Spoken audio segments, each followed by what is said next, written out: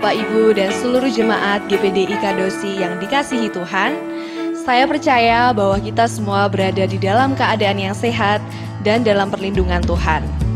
Sebelum memulai ibadah, saya mengundang Bapak, Ibu, Saudara bangkit berdiri untuk membaca dan mendeklarasikan Mazmur 91. Mari kita baca bersama-sama setelah hitungan yang ketiga. 1, 2, 3. Dalam lindungan Allah, orang yang duduk dalam lindungan yang maha tinggi dan bermalam dalam naungan yang maha kuasa akan berkata kepada Tuhan, tempat perlindunganku dan kubu pertahananku, Allahku yang kupercayai, sungguh dialah yang akan melepaskan engkau dari jerat penangkap burung, dari penyakit sampar yang busuk. Dengan kepaknya ia akan menudungi engkau, di bawah sayapnya engkau akan berlindung. Kesetiaannya ialah perisai dan pagar tembok. Engkau tak usah takut terhadap kedahsyatan malam, terhadap panah yang terbang di waktu siang, terhadap penyakit sampar yang berjalan di dalam gelap, terhadap penyakit menular yang mengamuk di waktu petang. Walau 1000 orang rebah di sisimu dan 10.000 di sebelah kananmu, tetapi itu tidak akan menimpamu. Engkau hanya menontonnya dengan matamu sendiri dan melihat pembalasan terhadap orang-orang fasik. Sebab Tuhan ialah tempat perlindunganmu, yang maha tinggi telah kau buat tempat perteduhanmu. Malapetaka tidak akan menimpa kamu, dan tulah tidak akan mendekat kepada kemahmu. Sebab malaikat-malaikatnya akan diperintahkannya kepadamu untuk menjaga engkau di segala jalanmu. Mereka akan menatang engkau di atas tangannya, supaya kakimu jangan terantuk kepada batu. Singa dan ular tedung akan kau langkahi, engkau akan menginjak anak singa dan ular naga. Sungguh hatinya melekat kepadaku, maka aku akan meluputkannya, aku akan membentenginya, sebab ia mengenal namaku. Bila ia berseru kepadaku, aku akan menjawab, aku akan menyertai dia dalam kesesakan, aku akan meluputkannya dan memuliakannya. Dengan panjang umur akan kukenyangkan dia dan akan kuperlihatkan kepadanya keselamatan daripadaku. Amin, amin, amin. Selamat beribadah, Tuhan Yesus memberkati.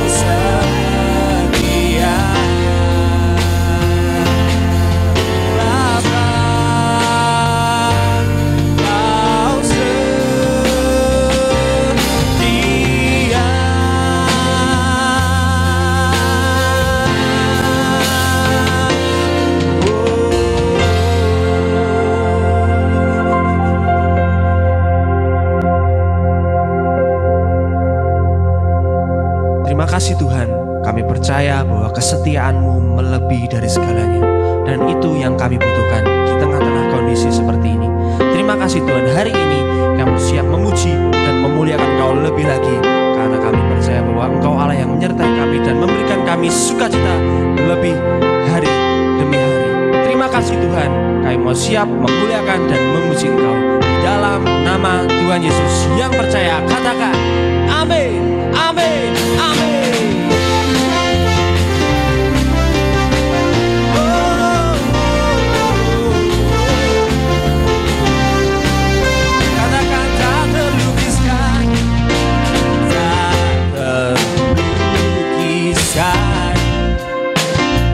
Kasih yang Kau berikan, kaya megah, tiada bandingannya. Dekat kasih-Mu, setia menjagaku. Kan ku nyatakan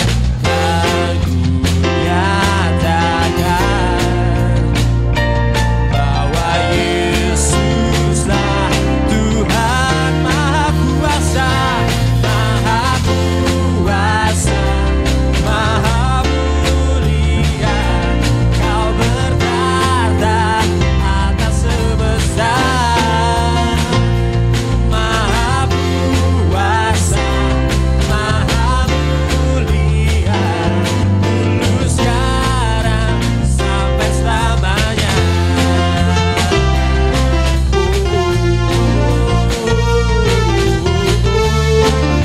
Katakan kekal kasih-Mu, kekal kasih-Mu, setia menjagaku. Kan ku nyatakan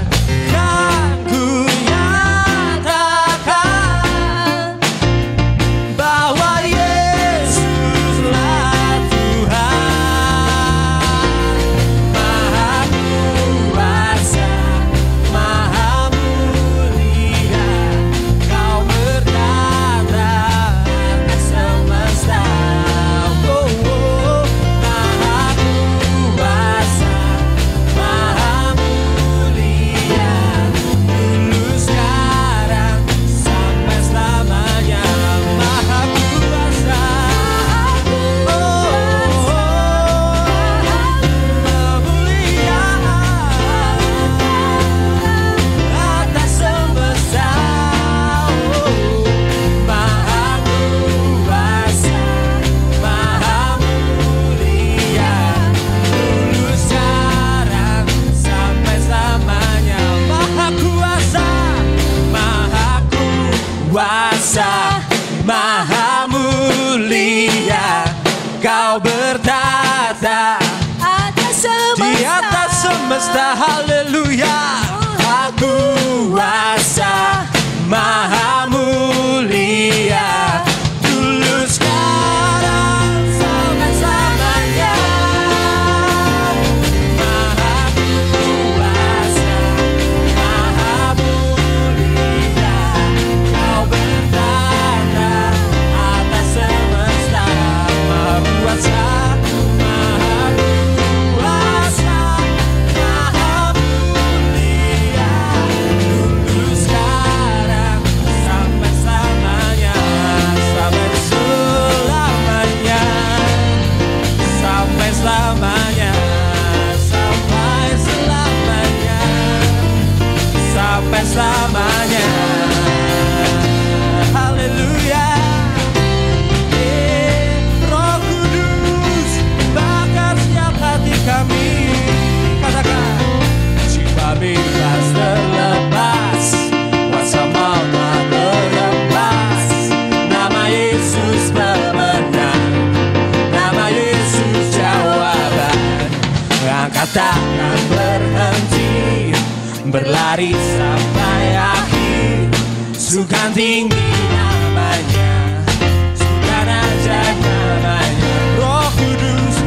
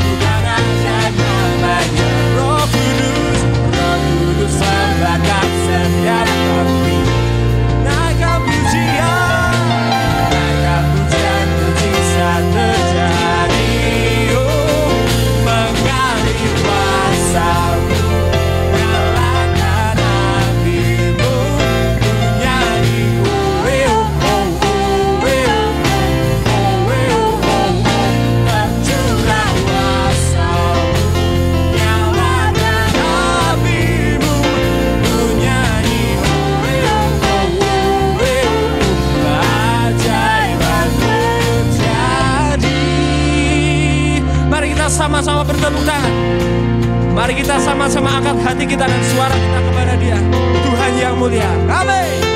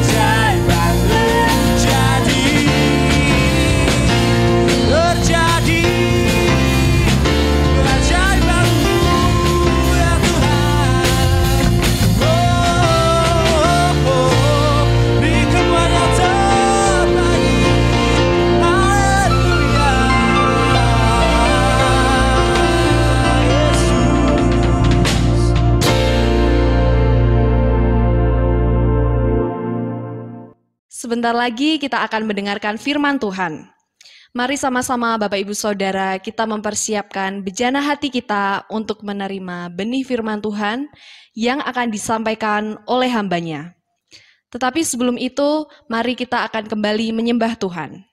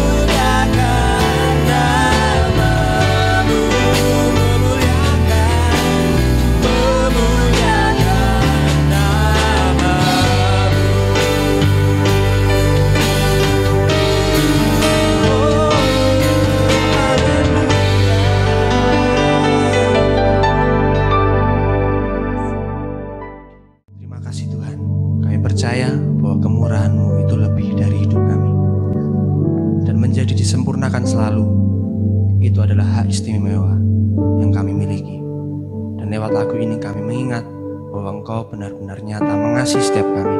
Dan biarlah ini menjadi doa kami Tuhan, untuk kami terus disempurnakan selalu, hari demi hari, semakin seperti Engkau. Ya Tuhan, sebentar kami akan mendengarkan firman Tuhan yang akan disampaikan oleh hamba-Mu.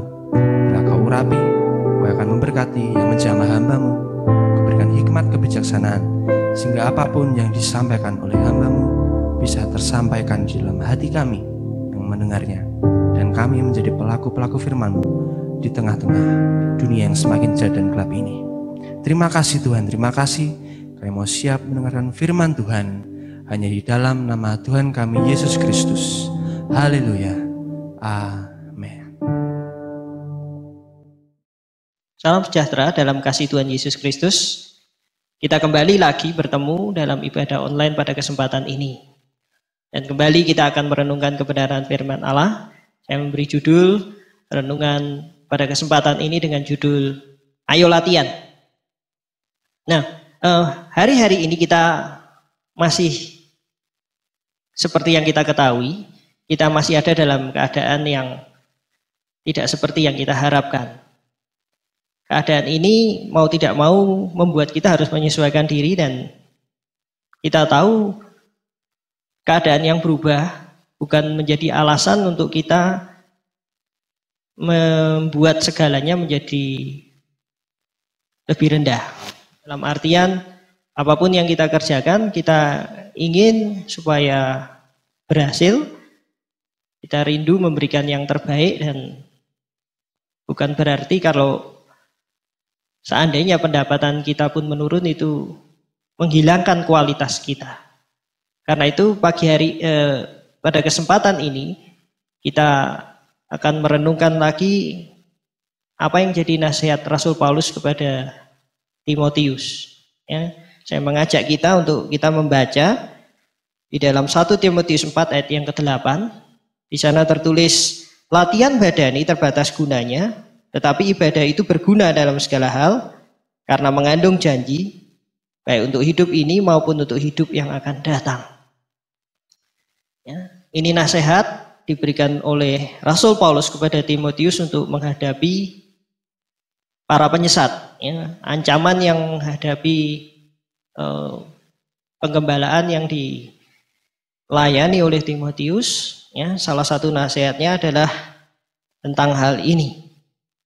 Ya, dan pada kesempatan ini kita melihat bahwa apa yang Timotius sedang hadapi itu baik juga untuk kita sama-sama lihat supaya kita tahu apa yang perlu kita lakukan hari-hari ini.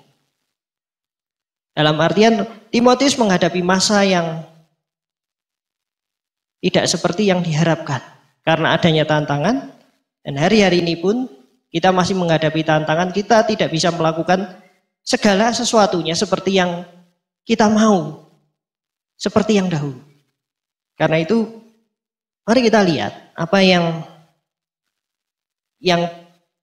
perlu untuk kita perhatikan. Ya.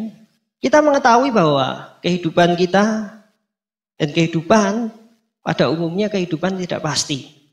Kita tidak tahu kapan suatu hal bisa terjadi. Karena hidup itu tidak pasti, ya. Dan kita sebagai manusia kita menginginkan adanya kepastian. Dan dalam hal ini, ya, kita selalu mencari dalam menghadapi masalah ketidakpastian di dalam kehidupan, dalam bidang-bidang yang kita hadapi, kita rindu kita mendapatkan kepastian-kepastian di tengah ketidakpastian. Dan dari situ kita mengembangkan berbagai keterampilan. Karena itu adanya keterampilan di dalam kehidupan kita itu sangat penting. Karena keterampilan-keterampilan yang kita miliki itu mampu mengatasi berbagai tantangan yang kita hadapi. Ya. Dan hari-hari ini keterampilan-keterampilan yang dahulu tidak kelihatan tidak berguna, zaman-zaman sekarang terutama generasi-generasi muda zaman sekarang itu jadi sangat berarti. Ya. Kita mengetahui bahwa orang-orang yang hanya membuat video bisa mendapatkan penghasilan yang cukup besar. Kita juga tahu orang yang main game pun, ya, anak-anak muda yang main game, mereka pun bisa menghasilkan sesuatu. Pendapatan hanya ada karena main game. Dan ada banyak hal di dalam kehidupan kita yang berguna. Skill-skill, kemampuan-kemampuan, keterampilan-keterampilan itu membuat kita mampu menghadapi tantangan-tantangan. Dan tantangan-tantangan yang kita hadapi itu adalah tantangan-tantangan ketidakpastian. Kita tahu juga para petani menghadapi kebutuhan untuk menanam. Ya, kalau mereka mau mendapatkan penghasilan, mereka harus bercocok tanam. Tapi kita tahu hari-hari ini iklim tidak pasti.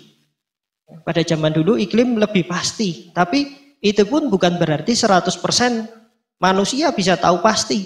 Karena sewaktu-waktu kadang ada bencana, ada hama bisa datang. Itu semua yang dari dulu dalam sejarah umat manusia kita menghadapi yang namanya ketidakpastian.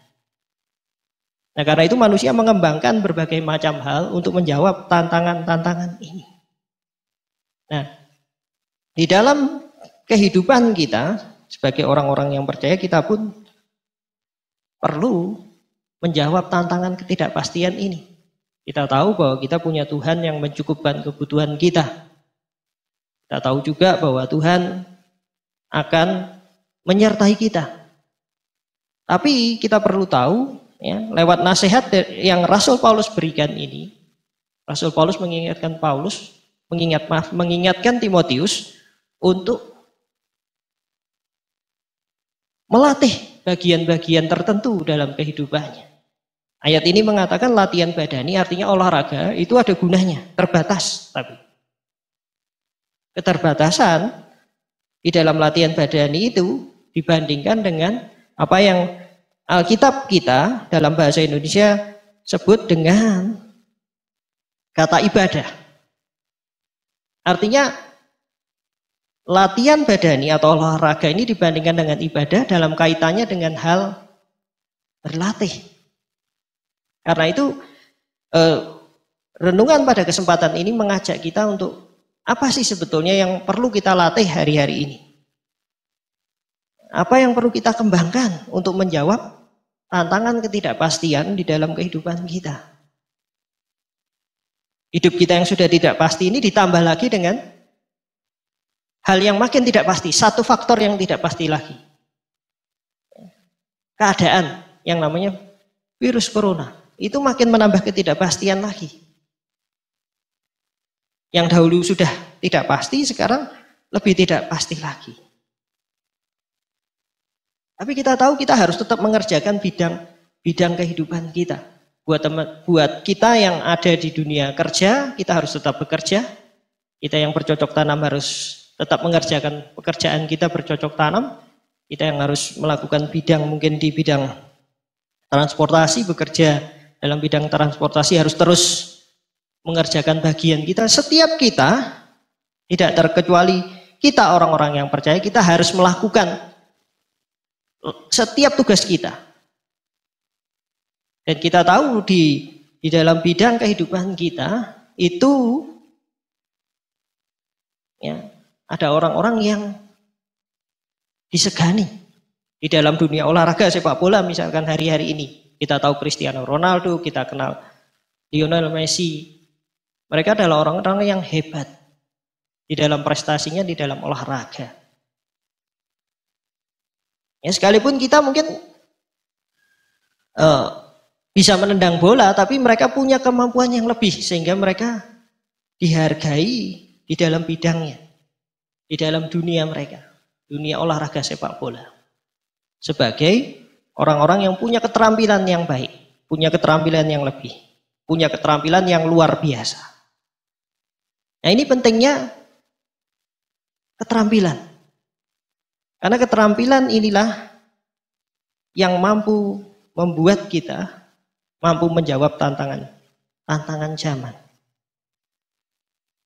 Dan kita tahu bahwa apa yang mereka kerjakan, ya, orang-orang yang ahli di bidangnya, itu tidak ditentukan oleh seberapa pandai. Ya, kalau seandainya seorang profesor di bidang olahraga sekalipun itu bersaing dengan misalkan Lionel Messi atau Cristiano Ronaldo, ya, mereka bukan apa-apa.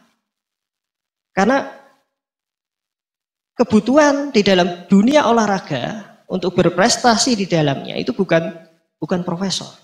Artinya dibutuhkan latihan. Dibutuhkan latihan. Kalau kita mau bersaing dalam dunia olahraga dibutuhkan latihan fisik. Soal kepandaian di bidang olahraga itu hanya pendukungnya. Tapi Cristiano Ronaldo, Lionel Messi dan tokoh-tokoh olahraga, mereka menjadi terkenal karena mereka banyak berlatih. Mereka menjadi dihargai karena melalui proses pelatihan yang berulang kali. Nah, pada kesempatan ini Rasul Paulus mengingatkan prinsip yang sama, dan prinsip itu diberikan juga buat kita supaya kita tahu bahwa latihan itu perlu. Kalau orang-orang berlatih dalam bidang dunia kerjanya masing-masing itu dihargai karena ketekunannya untuk berlatih, kita sebagai orang-orang percaya, apa yang kita kerjakan di bidang kita, apakah kita melatih talenta kita ataukah kita tetap melatih kemampuan kita? Nah, di dalam bidang yang lain, dalam bidang dunia kehidupan, kita tahu bahwa setiap manusia hidup dengan prinsip. Dan kita tahu prinsip itu membutuhkan latihan untuk tertanam di dalam kehidupan kita. Kalau kita sebagai orang percaya mengatakan bahwa kita percaya kepada Yesus, apakah kita terlatih dalam kita melakukan apa yang Dia katakan? Apa yang firman Tuhan katakan? Yesus pernah berkata, jikalau kamu mengasihi aku, kamu akan melakukan segala perintahku. Apakah kita terlatih dalam melakukan kebenaran firman Allah atau tidak? Kalau kita tidak terlatih, maka sebetulnya prinsip yang kita bawa di dalam kehidupan kita, itu bukan prinsip kebenaran firman Tuhan. Itu prinsip pribadi kita yang kita bawa. Kekristenan kita itu hanya labelnya saja. Nah, karena itu apa yang kita renungkan pada kesempatan ini itu membawa kita untuk merenungkan tentang latihan apa yang kita garap. Latihan apa yang sedang kita kerjakan di dalam kehidupan kita pribadi. Karena kita seperti tadi yang saya katakan, kita menghadapi tantangan-tantangan. Tantangan dalam dunia kita, ya, kalau kita pengusaha, mungkin tantangan dunia ekonomi, dunia kerja kita. Kalau itu pendidikan, tantangan dalam dunia pendidikan kalau kita mengajar. Dan di dalam bagian-bagian kita yang lain. Itu kita menghadapi tantangan-tantangan. Dan semuanya bisa berhasil karena kita terbiasa melakukannya. Terbiasa dengan baik melatih apa yang perlu untuk dikerjakan. Nah, secara umum untuk kita memasuki kehidupan kita diperlukan prinsip-prinsip, dan prinsip-prinsip yang kita pakai dalam kehidupan kita itu tergantung dari latihan apa yang kita pakai untuk menghadapi setiap permasalahan. Kalau kita terlatih menggunakan kebenaran firman Tuhan untuk menjawab tantangan kehidupan kita, maka sebetulnya kita sedang melatih hidup kita untuk terlatih dengan menggunakan firman Allah. Ya, oleh karena itu, saya mau mengajak kita untuk melihat lebih dalam sebetulnya latihan-latihan apa yang perlu untuk kita miliki di dalam kehidupan kita. Ya, nah sebelum kita lihat bagian-bagian yang perlu kita perhatikan, saya mau mengajak kita melihat sebuah contoh ya di dalam kitab 1 Samuel 17 ayat 31 sampai dengan ayat 39 ya. Saya tidak akan membacakan bagian ini, tetapi di sana ada sebuah kisah Daud yang sampai di medan peperangan ketika menghadapi Goliat. Ya, kita tahu kisah Daud melawan Goliat, kisah yang terkenal, tapi kisah di balik itu ada suatu kejadian yang menarik bahwa ya, di 1 Samuel 17 ayat 31 sampai ayat 39 di sana Daud akhirnya bertemu dengan Raja Saul, dan pada waktu itu tentara-tentara yang sedang berperang itu biasanya menggunakan pedang, menggunakan baju sirah, pelindung dari besi. Dan Daud ya, dengan keadaan tubuh ya, dalam kondisi pada waktu itu yang masih belum dewasa, dia dipakaikan baju sirah dan dibawa dan diberikan pedang untuk berperang melawan Goliat. Hasilnya Daud tidak bisa berjalan. Tapi yang menarik, karena dia tidak bisa berjalan, dia melepas semuanya itu dan dia menggunakan apa yang sehari-hari dia kerjakan. Daud setiap hari mengerjakan tugasnya menggembalakan domba, dan dia katakan ya di dalam kesaksiannya kepada Raja Saul, dia mengajar beruang, dia mengajar singa. Ya, dan senjatanya pengali-ali dan tongkat. Ya, satu senjata yang dibawa oleh gembala, bukan oleh tentara. Dan Daud terbiasa berlatih menghadapi tantangan dalam kehidupannya, dalam mengembalakan kambing domba yang hanya 2-3 ekor itu dengan tongkat dan pengali-ali. Dan dia menghadapi Goliat dengan apa yang dia miliki. Keterampilan yang dia miliki itu dia pakai untuk menghadapi Goliat. Dengan penyertaan Tuhan dia menang. Tapi kita tahu Daud sehari-hari berlatih dengan tongkat dan pengali-ali. Dia tidak berlatih dengan pedang, karena itu dia menggunakan apa yang biasa dia kerjakan. Dengan pengali-ali. Kita tahu Daud menang. Israel memperoleh kemenangan akhirnya dan mengalahkan pasukan Filistin. Nama Tuhan kembali ditinggikan. Karena apa? Karena seorang anak yang berlatih dalam kesehariannya. Itu yang Daud kerjakan. Dan sebetulnya sama dengan apa yang Tuhan sediakan buat kita. Kita menghadapi tantangan dan Tuhan memberikan banyak latihan yang sering terjadi dalam kehidupan kita, dan saya percaya itu yang akan jadi bekal kita untuk menghadapi tantangan kita di masa depan. Dan latihan kita untuk menjawab tantangan keseharian kita itu akan menentukan kemampuan kita untuk menjawab tantangan di masa depan. Dalam kisah Daud ini, kita bisa tahu bahwa Daud karena menghadapi singa dan beruang yang menjadi kesehariannya, tantangan hariannya, akhirnya dia bisa menang melawan Goliat yang ada di tingkat yang jauh lebih tinggi. Artinya Daud menjawab tantangan yang lebih besar dengan latihan harian yang jauh lebih kecil. Nah, keadaan yang tidak enak yang sedang kita hadapi hari-hari ini, ya, mari kita sikapi dengan sikap yang sama seperti Daud. Kita setiap hari menghadapi keadaan ini dengan kondisi yang sama. Mari kita hadapi kondisi ini juga dengan sikap sebagai seorang yang berlatih.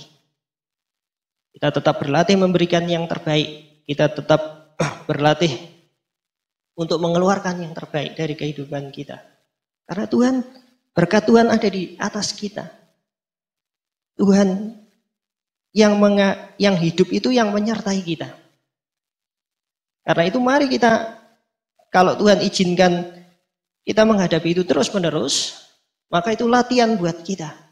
Dan kita percaya itu latihan yang berguna di masa depan. Dalam bahasa Rasul Paulus, ibadah itu berguna bukan hanya untuk sekarang, tapi untuk masa yang akan datang. Nah, ibadah ini apa sih sebetulnya? Ya, kita kembali ke ayat awal kita tadi. Ya, jadi tadi kita sudah melihat pentingnya latihan, maka latihan apa? Ya, yang perlu. Ya, ternyata menurut Alkitab bahasa Indonesia latihannya adalah latihan ibadah. Nah, latihan ibadah ini ya menurut bahasa aslinya sebetulnya ini bicara soal kesalehan, ya, hidup yang saleh. Ya, nah, hidup yang saleh itu yang kita secara umum kita bisa katakan bahwa ini soal ya kehidupan. Ini jadi soal ibadah ini bicara soal bagaimana kita menjalani kehidupan kita, melatih kehidupan kita untuk satu titik tertentu. Ya, kalau olahraga itu mendidik fisik jasmani kita, kalau ibadah ya ini mendidik manusia rohani kita. Karena Rasul Paulus mengatakan ini berguna untuk saat ini dan untuk hidup yang akan datang. Ya, artinya ini kita melatih manusia rohani kita untuk melakukan suatu disiplin tertentu. Ya. Nah, hidup yang saleh ini mencakup apa saja? Ya, saya mengambil hal ini dari kata-kata bahasa Indonesia tentang ibadah. Ya, jadi ini kira-kira yang secara umum menjadi bagian penting dari kehidupan orang percaya. Yang pertama adalah pertemuan ibadah. Ya, di dalam Ibrani 10 ayat 25, ya, di sana tertulis ya, kitab Ibrani 10 ayat yang ke-25 di sana penulis Ibrani mengatakan janganlah kita menjauhkan diri dari pertemuan-pertemuan ibadah kita seperti dibiasakan oleh beberapa orang, tetapi marilah kita saling menasihati dan semakin giat melakukannya menjelang hari Tuhan yang mendekat. Ya, kita sebagai orang-orang kumpulan orang percaya bukan berarti kita menjadi eksklusif, tapi pertemuan kita dengan saudara-saudara seiman kita itu cukup penting. Dan kita harus berlatih untuk terus bertemu dengan saudara-saudara seiman kita. Ini bicara soal kehidupan sosial kita dengan orang-orang percaya yang lain. Mungkin kita hebat secara pengetahuan firman Tuhan ataupun secara prinsip atau secara prestasi. Tapi nasihat dari penulis Ibrani mengatakan bahwa pertemuan ibadah, pertemuan dengan saudara-saudara seiman, pertemuan dalam ibadah ritual gereja, ya, dan pertemuan dalam seperti komsel dengan anak-anak Tuhan yang lain itu penting. Dan ini pun harus kita latih untuk terus ada. Ya, sekalipun itu mungkin yang kita temui hanya satu orang, tapi ini disiplin perlu ada di dalam kehidupan kita.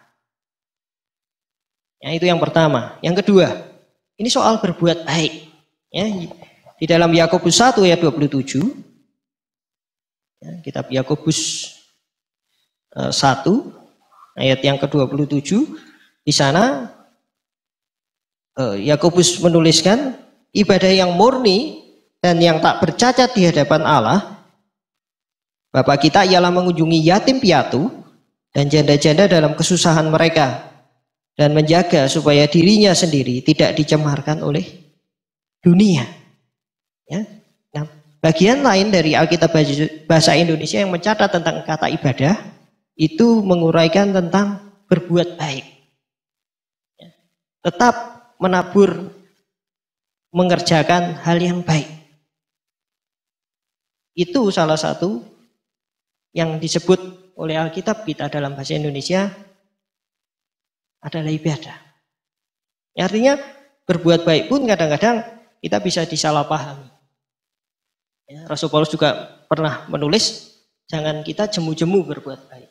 Artinya berbuat baik itu pun perlu satu kedisiplinan.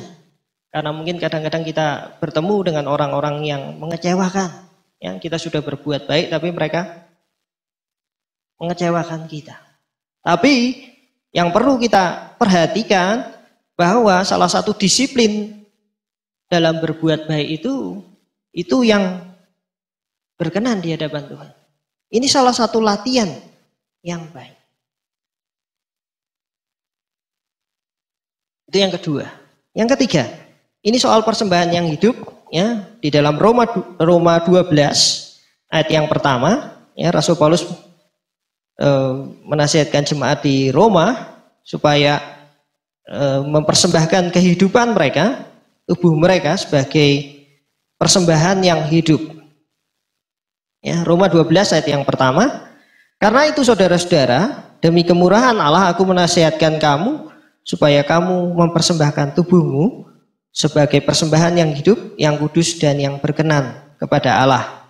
Itu adalah ibadahmu yang sejati. Ya. Nah, ibadah yang ketiga itu soal mempersembahkan tubuh kita sebagai persembahan yang hidup. Mengolah, mendisiplinkan manusia rohani kita secara pribadi, ya, intinya diri kita secara pribadi untuk satu persembahan yang hidup. Ya, kita tahu persembahan itu butuh penyembelian. Ya, persembahan itu harus dibawa ke mezbah pada zaman dahulu. Ya, gambaran ini mau dibawa Rasul Paulus, kita sebagai orang-orang percaya, kita secara sukarela, rela hidup kita untuk diproses, dipotong, dan dibawa ke mezbah Tuhan. Karena kalau itu mezbah berkenan pada zaman dulu, kalau itu persembahan berkenan, maka persembahan itu menyenangkan hati Tuhan. Ya, intinya yang ketiga, ya, persembahan yang hidup itu bicara soal kita mendisiplinkan manusia rohani kita untuk jadi persembahan yang baik. Ini bisa bicara soal bagaimana kita punya kedisiplinan untuk tetap bersekutu dengan Tuhan, tetap menikmati firman Tuhan. Nah, ini semua yang disasar oleh kata ibadah di dalam kitab kita yang bahasa Indonesia. Ya, ini menurut bahasa aslinya, ketiga kata ibadah ini punya arti yang berbeda-beda. Tapi setidaknya melalui pengertian dalam bahasa Indonesia kita tahu bahwa ibadah yang sejati, kesalehan hidup kita itu bukan ditentukan oleh sikap kita yang serba sok kudus atau kelihatan kudus, tapi ditentukan oleh kedisiplinan kita untuk bertemu, berinteraksi dengan saudara-saudara seiman, mengerjakan perbuatan yang baik, dan punya disiplin pribadi yang berkenan kepada Tuhan di dalam diri pribadi kita. Nah, ketika semua hal inilah yang perlu kita latih di dalam kehidupan kita supaya kita siap untuk menghasilkan prinsip-prinsip yang nyata di dalam kehidupan kita. Kalau kita tidak punya disiplin dalam disiplin rohani yang sesuai dengan firman Tuhan, maka sebetulnya prinsip yang kita gunakan itu bukan prinsip-prinsip yang keluar dari sepenuhnya dari firman Tuhan. Nah, untuk melakukan semuanya ini diperlukan latihan. Nah, latihan inilah yang akan menentukan kualitas kita. Dan kualitas kita inilah yang nanti ya akan menghasilkan prinsip-prinsip di dalam kehidupan kita. Nah, secara umum ya, nasihat Rasul Paulus kepada Timotius ini mau mengajak kita, mari kita melakukan firman Allah. Jadikan itu gaya hidup kita. Lakukan firman Allah dan jadikan itu gaya hidup kita. Sebagai contoh ya, saya berikan sebuah contoh, yaitu soal tekun. Kita tahu beberapa tokoh-tokoh Alkitab, ya, dan hampir semuanya itu adalah orang-orang yang tekun. Kalau kita membaca kisah dari wanita Syro Fenisia, yang bertemu Yesus, ya, dia tetap bertekun untuk memohon pertolongan. Yesus katakan dia anjing lah. Yesus menyamakan wanita ini posisinya sama dengan anjing. Orang Israel, orang Yahudi pada waktu itu, itulah anak. Dia katakan tidak apa-apa. Anjing itu bisa mendapatkan remah-remah roti. Tidak perlu dapat rotinya, dia dapat remah-remahnya saja sudah cukup. Tapi dia bertekun. Hasil ketekunannya, dia mendapatkan kesembuhan untuk anak. Nah,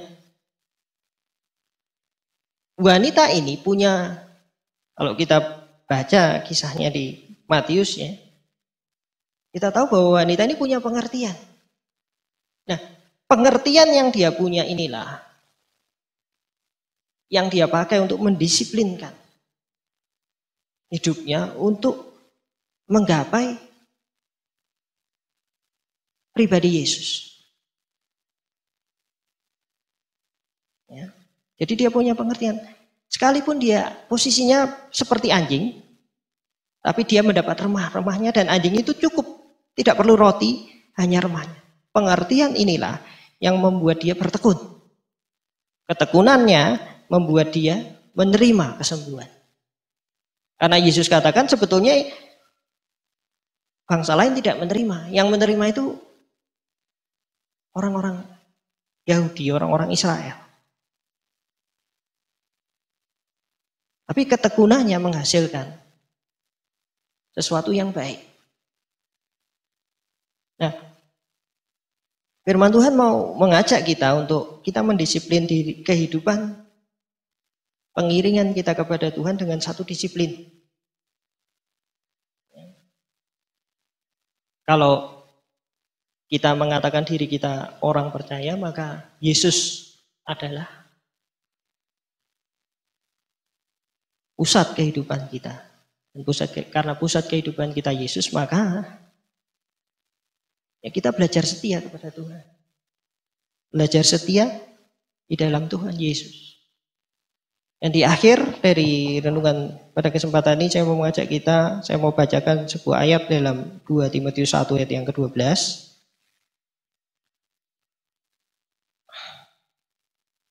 Di sana Rasul Paulus mengatakan, itulah sebabnya aku menderita semuanya ini, tetapi aku tidak malu karena aku tahu kepada siapa aku percaya, dan aku yakin bahwa Dia berkuasa memeliharakan apa yang telah dipercayakannya kepadaku hingga pada hari Tuhan.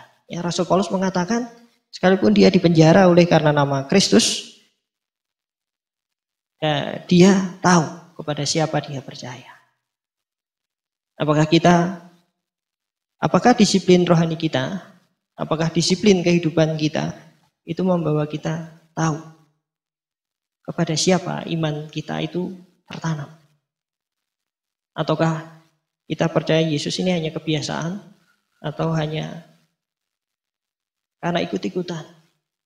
Saya berharap kita menghadapi tantangan dalam kehidupan kita bersama Tuhan, dan kita benar-benar tahu siapa Tuhan di dalam kehidupan kita. Karena Dialah pusat kehidupan kita, dan di dalam Dialah segala sesuatunya. Di Tuhan, mari kita masuk lagi di dalam doa. Kita naikkan sebuah ujian, hanya Kau yang menjadi tempat jawaban.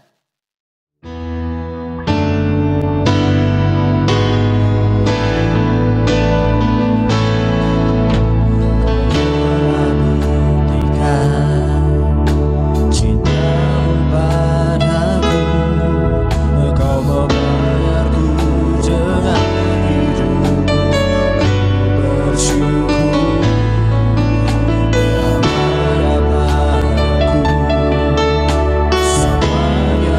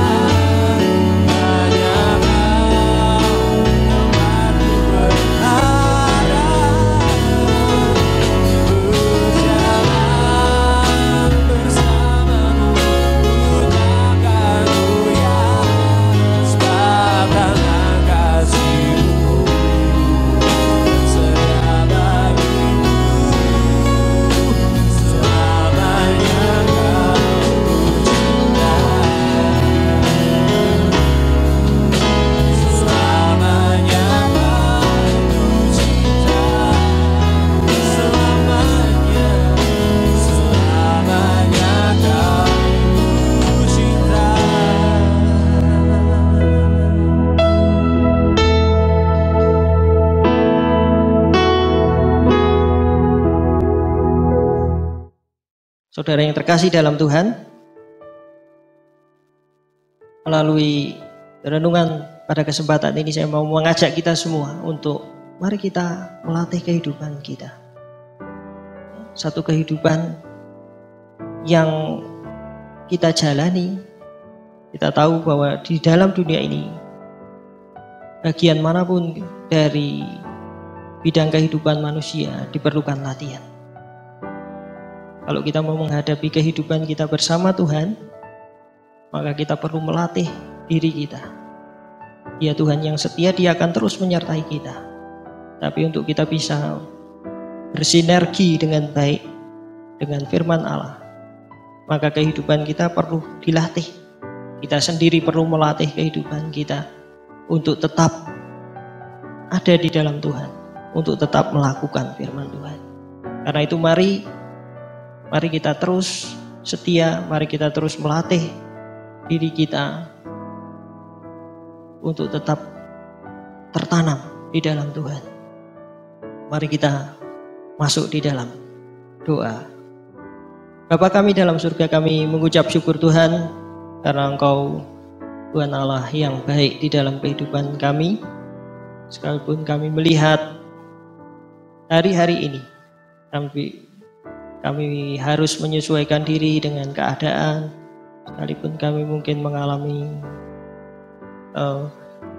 pengurangan Tuhan dalam mungkin rezeki yang kami dapatkan, tapi kami percaya Engkau tetap Tuhan yang baik, Engkau Tuhan yang berkuasa untuk mencukupkan kebutuhan kami. Untuk itu Tuhan, hari-hari ini kembali, biar kami sebagai orang-orang yang percaya kami boleh terus berlatih untuk hidup sesuai dengan panggilan kami, berpadanan dengan panggilan kami. Kalau kami orang-orang yang mengatakan diri kami adalah orang yang percaya kepada Tuhan, biarlah kami boleh mengenal Tuhan lebih dalam lagi. Biar kami sebagai orang-orang yang percaya kepadamu, fungsi kami sebagai garam, fungsi kami sebagai terang, itu boleh nyata di tengah-tengah dunia ini. Yang berdoa untuk setiap umatmu, biar berkat Tuhan, kemurahan-Mu terus ada di dalam kehidupan kami semua. Kau terus pakai, Kau terus didik kami, semua umat-Mu, untuk kami boleh Tuhan makin menjadi bersinar dan boleh makin indah di hadapan-Mu. Terima kasih Tuhan, terima kasih Engkau yang akan memberkati setiap umat-Mu semua dalam pekerjaan, dalam usaha, dalam rencana-rencana yang dikerjakan. Kiranya Tuhan membuat semuanya menjadi berhasil. Kiranya berkat yang dari Allah Bapa, kasih sayang kemurahan Tuhan Yesus Kristus, persekutuan, penyertaan, urapan Allah Roh Kudus ada beserta kita semua mulai sekarang sampai selamanya, di dalam nama Tuhan Yesus Kristus. Haleluya. Amin.